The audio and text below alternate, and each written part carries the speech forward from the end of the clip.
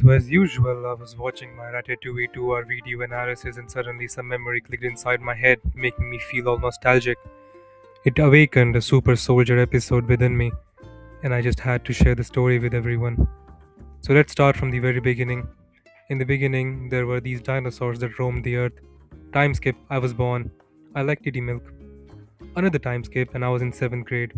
So, back in 7th grade, my school, which I can only describe as a breeding ground for future LinkedIn influencers, decided to take us on one of those overnight trips. You know, the kind where teachers pretend it's educational and students pretend they are not one bad decision away from a news headline. Our grade had exactly 10 people, 5 boys, 5 girls. It felt less like a class and more like a failed social experiment. It was also just our class that was so heavily underpopulated. Every other grade had a bustling society. Some of them even had their own culture. It was very weird. Now, the lineup for this story is strong. You've got me, at the time a peak specimen of human evolution, damn near the endurance beast. They used to call me the hairless monkey back in the day, considering I was so animalistic with my sheer aura. I was overweight, chronically online, probably arguing about anime power scaling instead of developing a well functioning personality. Then there's Greg, wasn't just short. His entire personality and identity was being shot. He was so short he could give 10 people sloppy toppy without needing knee pads. He was so short we had to install a dog door into the classroom door frame. If you remove his height, there would be nothing left but a pair of shoes and unresolved anger. Then there was this skinny dude who looked like if dehydration became a person and thought of fasting intermittently. He was so skinny he made a shriveled up penis in winter look like sebum. And finally, this other guy, tall, fat, quiet, built like a side quest NPC who accidentally got dragged into the main storyline. So naturally, the four of us decided to share a room because nothing says good decision making like locking four prepubescent disasters with unstable hormones into a confined space overnight. The trip itself was uneventful. Most of the day was spent doing what every 13-year-old does best, acting superior to the younger kids. All we did when we caught a sight of the younger students was spit into their mouth and slap them square in the face. Greg just fucking sparred with their balls because he was so short, but simultaneously, we also worshipped older students who smoked cigarettes and fucked mad pussy while having the personality of a drywall. Meanwhile, we all looked like the moon surfaced from all that untreated acne. Anyway, the school bus takes us on a city tour later that evening. Sounds harmless until you realize the driver was absolutely shit faced. This man was not driving the bus, he was negotiating with it, missing turns, drifting through roads like it was a side quest in GTA. At 13, you think of this situation as some character development canon event which would result in the bus getting toppled over, and suddenly you awaken the locked up energy inside you and save all the juicy pussy hot babes and instantly start banging beef curtains. At 21, you realize you almost died because some guy treated alcohol like a steering assist. Then, because the universe was not done, our physics professor did the most empathetic act of telling us an ass reckoning horror story. The story's whole premise revolved around the hotel corridor.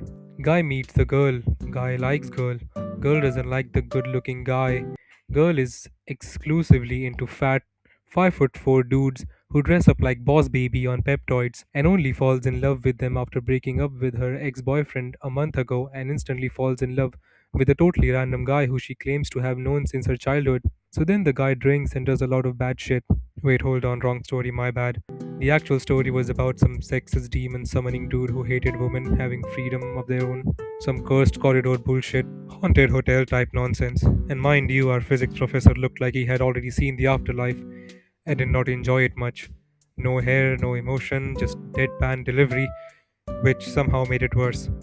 So now you've got a bus full of children scared. Even the older students took a break from banging pussy to hear this one out. This was some instant risk management skills to divert our attention from the battle bus we were in.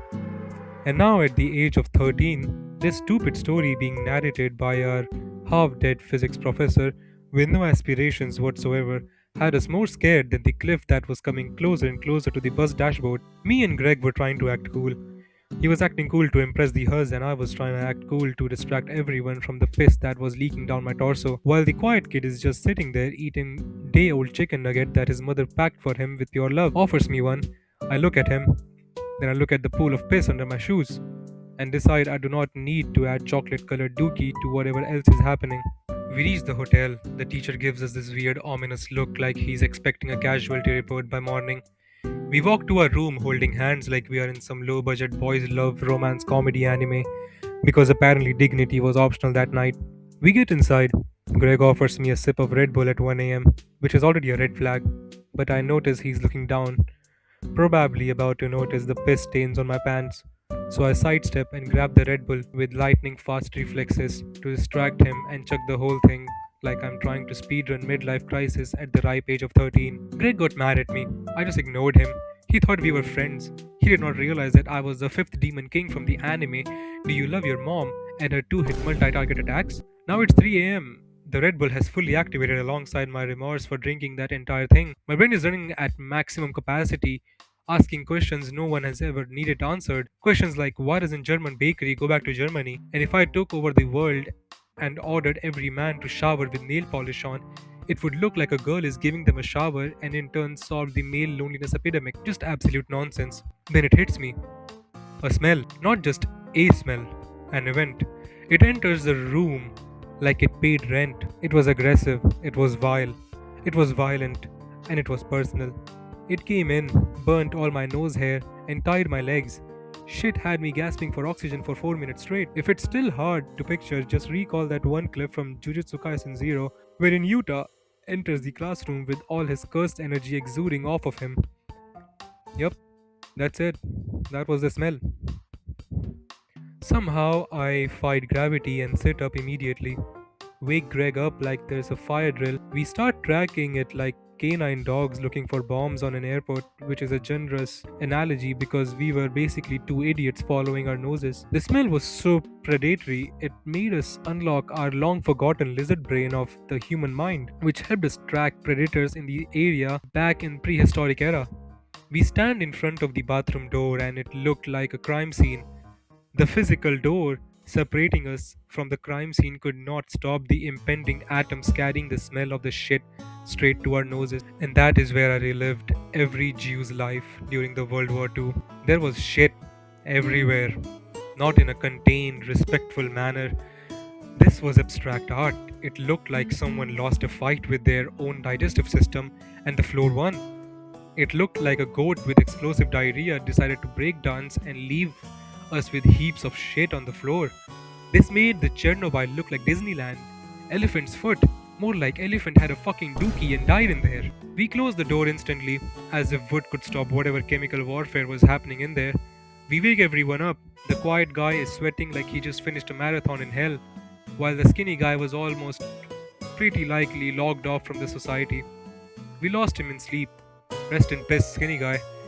You won't be missed, not even enough sustenance to help the nature with his dead body. Back to Quiet Guy. We interrogated him pretty hard, not because we were brave, but because someone needs to explain why the bathroom looks like it violated international laws. But he did not budge, so I started ringing up his mother and he instantly folded. Turns out those chicken nuggets declared war on his stomach. He goes to the toilet, sits down, and while he's mid operation, he hears whispers from the exhaust behind him. Now remember, we are all already primed with the demon nonsense, so instead of finishing the job like a normal human being, he panics, jumps off the toilet, and for reasons I will never understand, decides the floor is now the designated target zone, commits the act, says nothing, goes to sleep. Fucking psychopath. At this point, me and Greg have had enough. We kick him out and send him to the fucking physics professor's room. The same professor who started this whole horror story episode of our anime. It's 3:30 a.m., mind you. He wakes the professor up, immediately gets slapped. Fair, fair, fair, fair. Teacher comes in, sees the front lines of war, and just starts handing out slap like it's a limited time offer. We all catch one. No investigation, just equal opportunistic violence. Hotel staff gets called in, sees the same damage, and these people are professionals. They have probably seen worse things, and I swear to God, I have never seen trained professionals of a higher rated resort have their jaws on the floor like a Looney Tunes character. They just stared at the bathroom like their whole entire career led to this moment, and they regret all of it. One of them damn near resigned and went on a tangent on how he should have pursued IIT. We all patted him on the back in hopes of them doing something about this biomass. They told us that they will handle it in the morning.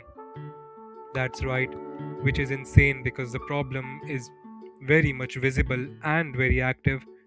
Anyways, we go back to sleep somehow. Wake up, the situation is unchanged, still there, still illegal, and since it was a one night trip, we just had to coexist with it like it was a roommate. So, yeah, that's it. See ya.